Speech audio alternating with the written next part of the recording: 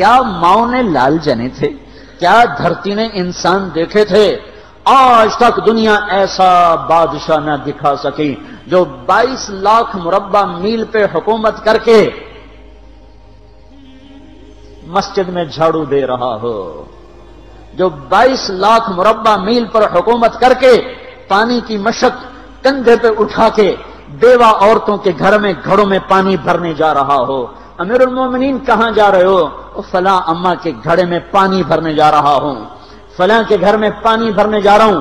22 لاکھ مربع میل پہ حکومت کر کے دھرتی نے ایسا بادشاہ نہیں دیکھا جو اونٹ چراتا پھر رہا ہو، اور جو بیت المال کا اونٹ گم ہوا چولے کو باندھا اور دوڑ لگائی، آگے احنف بن قیس ملے، ارے کہاں جا رہے ہو امیر المومنین؟ کہ تو بھی آ جا، بیت المال کا اونٹ گم ہو گیا ہے، مل کے تلاش کریں۔ پتہ نہیں کتنے مسلمانوں کا اس میں حصہ ہے۔ دھرتی ایسا بادشاہ نہ دکھا سکے گی، نہ دکھا سکے گی، کوئی ایسا آیا ہی نہیں ہے کہ جو اتنی بڑی سلطنت کا مالک ہو اور کیکر کے درخت کے نیچے بغیر پیروں کے سو رہا ہو۔ یہ ہمارے چھوٹے چھوٹے حکمران، ووٹوں کے ذریعے سے کرسیوں پر بیٹھنے والے، ان بے وقوفوں کے آگے بھی پہرے، پیچھے بھی پہرے، دائیں بھی پہرے، بائیں بھی پہرے، اوپر بھی پہرے، ان کی گاڑیاں بھی بلٹ پروف، یہ پھر بھی ڈرتے ڈرتے جا رہے کہ انہوں نے ظلم کیا، یہ اپنی ذات میں خوف زدہ ہو گئے۔ عمر نے اپنے نام کے ساتھ فاروق کا لقب آپ نے کہا عمر فرق بین الحق والباطل، عمر وہ عمر ہے جس نے حق اور باطل میں فرق کر کے دکھا دیا، اس لیے یہ فاروق ہے، اس نے حق اور باطل میں فرق کر کے دکھایا، یہ فاروق ہے۔ حسن بصری فرمایا کرتے تھے اپنی محفلوں کو عمر کے ذکر سے سجاؤ۔ حضرت عائشہ فرمایا کرتی تھیں عمر کے تذکرے کیا کرو کہ جب عمر کا تذکرہ ہوتا ہے تو عدل کا تذکرہ ہوتا ہے، جب عدل کا تذکرہ ہوتا ہے تو اللہ کا تذکرہ ہوتا ہے۔ کہ ہم عائشہ رضی اللہ تعالیٰ عنہا فرمایا کرتی تھیں اتنے بڑی سلطنت پر حکومت کرنے کے بعد اللہ کی راہ میں جانے والے مجاہدین کے گھر گیا کھڑا ہوا ہے، دروازے پہ دستک دے رہا ہے، بیٹی کوئی بازار سے سودا لینا ہو تو مجھے بتاؤ، تیرے گھر والا تو اللہ کی راہ میں ہے، میں تمہارے گھر کا سودا لے آؤں، کیا کیا چیز چاہیے؟ تم نے اپنے خامند کو خط لکھنا ہوگا، تم تو لکھنا نہیں جانتی، مجھے بتاؤ میں تیرے خامند کو تیری طرف سے خط لکھوں۔ اما تیرا بیٹا اللہ کی راہ میں گیا ہوا ہے، مجھے بتا میں تیرے بیٹے کے نام تیری طرف سے خط لکھوں۔ اتنی بڑی جس کے سامنے قیصر اور کسرا زیر و زبر ہو گئے، کج کلا، وہ زمین میں جا کے تہ خاک میں وہ سارے ہیرے لال جواہر، وہ زمین میں لوٹ پوٹ کرنے والا، کسرا کے تخت کو توڑنے والا اور روم کی طاقت کو توڑنے والا، آل ساسان کی طاقت کو توڑنے والا اور نوشیروان کے خزانے مدینے میں لانے والا اور خسرو پرویز کے خزانے مدینے میں لانے والا اور رومت الکبرا کے خزانے مدینے میں لانے والا خود اپنے کرتے میں 14 پیوند لے کے چل رہا ہے، 14 پیوند کے ساتھ کرتا ہے، مہینے میں 1 دن گوشت کھاتے تھے، وہ روٹی کھاتے تھے کہ عام آدمی حلق کے نیچے نہیں لے جا سکتا تھا۔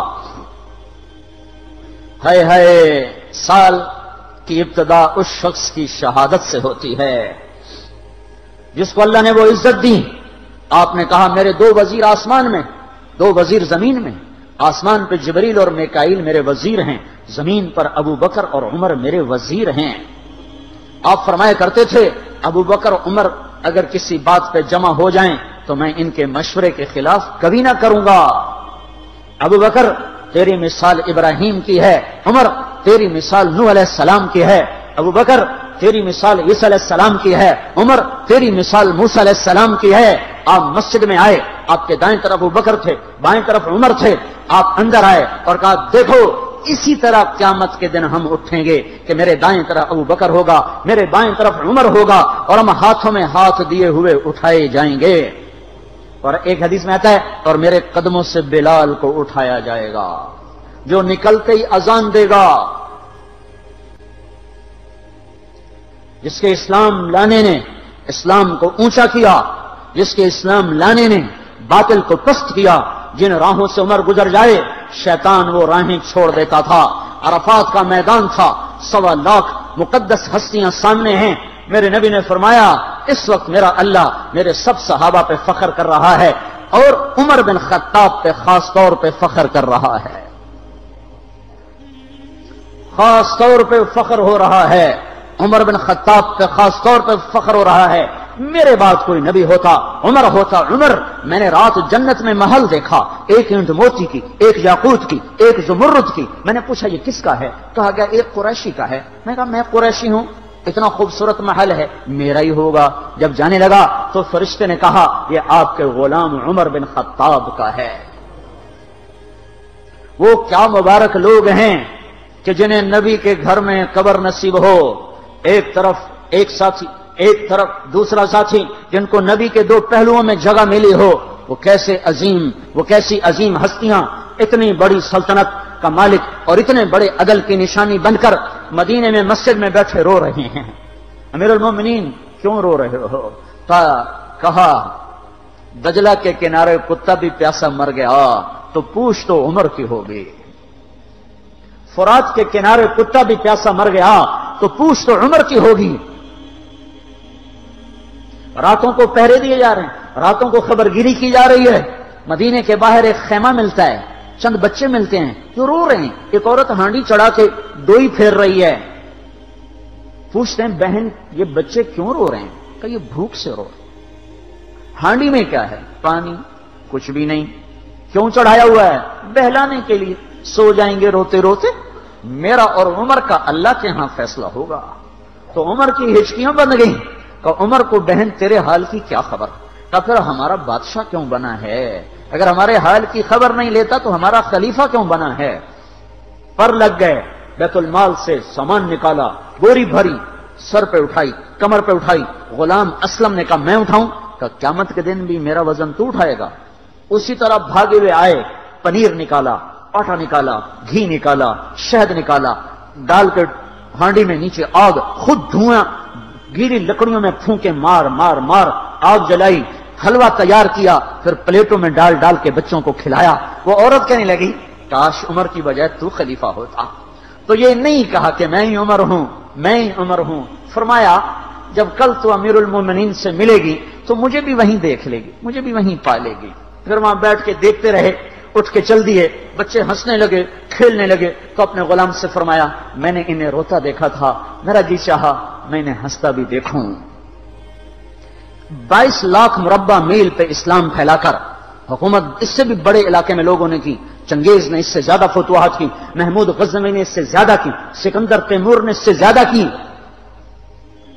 پر فتوحات کر کے یوں خدمت کر رہا ہو، پانی بھر رہا ہو، اونٹ چرا رہا ہو، امامت کرا رہا ہو، 14 پیوند لگے کپڑوں کے ساتھ خلافت کے تخت پر بیٹھا ہوا ہو، یہ دھرتی میں پھر کوئی نہیں آئے گا۔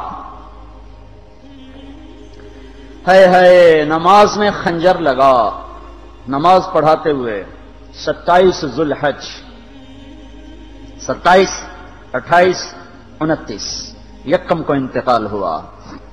یکم محرم موت کے آثار گہرے نظر آئے، بیٹے کو بلایا کہ بیٹا جاؤ اما عائشہ سے پوچھ کے آؤ کہ عمر اپنے ساتھیوں کے ساتھ دفن ہونے کی اجازت چاہتا ہے۔ امیر المومنین کے لقب سے بات نہ کرنا، عمر کہنا، عمر، اب میں امیر المومنین نہیں رہا۔ جب وہ پوچھنے گئے تو حضرت عائشہ رو رہی تھیں۔ انہوں نے عرض کیا اما جان میرا باپ اپنے ساتھیوں کا پڑوس چاہتا ہے۔ انہوں نے فرمایا یہ جگہ تو میں نے اپنے لیے رکھی تھی، لیکن اگر عمر چاہتے ہیں تو ان کو مجھ پر فضیلت ہے، میں ان کے لیے دستبردار ہوں۔ انہوں نے واپس آ کر خوشخبری سنائی، مبارک ہو اجازت مل گئی۔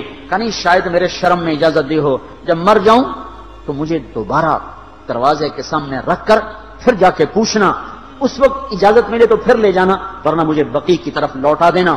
اتنے میں حضرت علی آئے، پریشان دیکھا، عمر کیوں موت سے ڈر گئے؟ کہ نہیں موت کے بعد کی گھاٹی سے ڈر رہا ہوں۔ کہ ڈرو نہیں، میرے ان کانوں نے سنا ہے اور اتنی دفعہ سنا ہے کہ میں گن نہیں سکتا کہ اللہ کے نبی فرمایا کرتے تھے ابو بکر اور عمر جنت کے بڑی عمر کے لوگوں کے سردار ہیں۔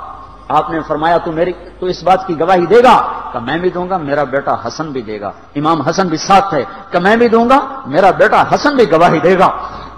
پھر بھی ہے جو جنت کی بشارتیں لیے ہوئے ہیں، 10 مبشرہ ابو بکر جنتی، عمر جنتی، عثمان جنتی، علی جنتی، طلحہ جنتی، زبیر جنتی، ابو عبد الرحمن بن عوف جنتی، ابو عبیدہ بن جراح جنتی، سعید بن زید جنتی.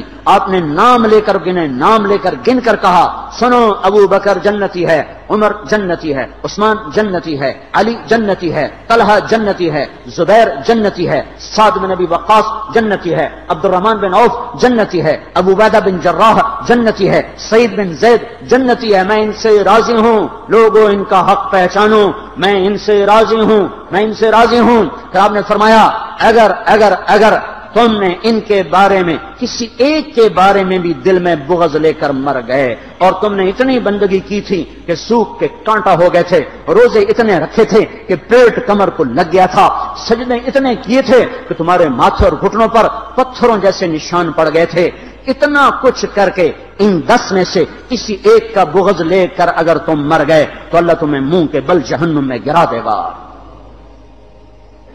لوگوں میں ان سے راضی ہوں، ان کا حق پہچانو. جن کو اللہ بھی رضا کے پروانے دے رہا ہو، جن کو اللہ کا رسول رضا کے پروانے دے رہا ہو، جن کو وزارت کا شرف مل چکا ہو، نبی کے پہلو میں قبر جن کی بننے کا اعلان ہو چکا ہو، وہ موت پر کیا کہہ رہا ہے؟ موت پہ کیا کہہ رہا ہے؟ اپنے بیٹے سے کہا میرا سر زمین پہ ڈال دے. ان کی گود میں سر تھا عبداللہ بن عمر، تو انہوں نے گود سے ہٹا کر پنڈلی پہ رکھ لیا، یہاں رکھ لیا. کہنے لگے کیا کہہ رہا ہوں، کیا کہہ رہا ہوں، سنتے نہیں ہو، زمین پہ ڈال دو.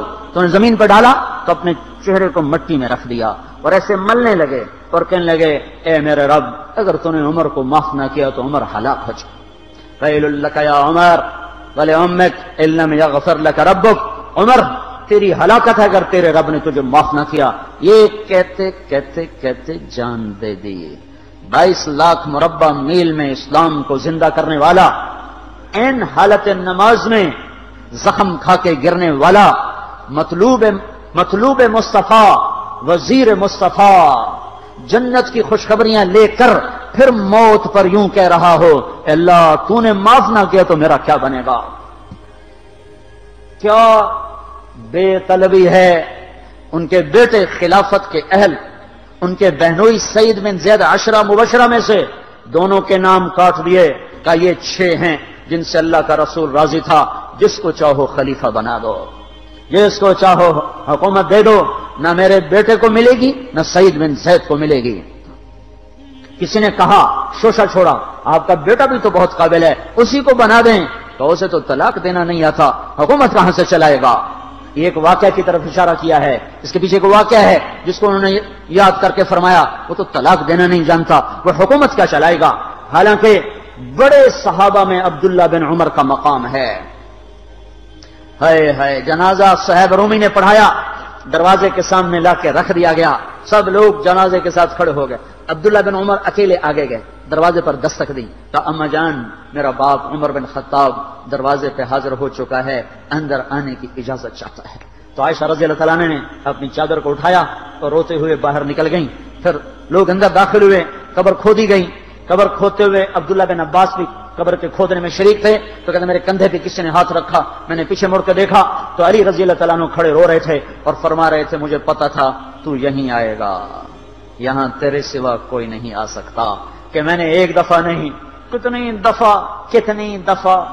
دفعہ میں نے اللہ کے نبی سے یہ بات کا تکرار سنا، میں ابو بکر اور عمر، اس کا اتنا تکرار سنا ہے میں نے کہ مجھے یقین تھا یہیں آئے گا، تو اور کہیں نہیں جا سکتا. میرے بھائیو غفلت سے باہر آ جائیں.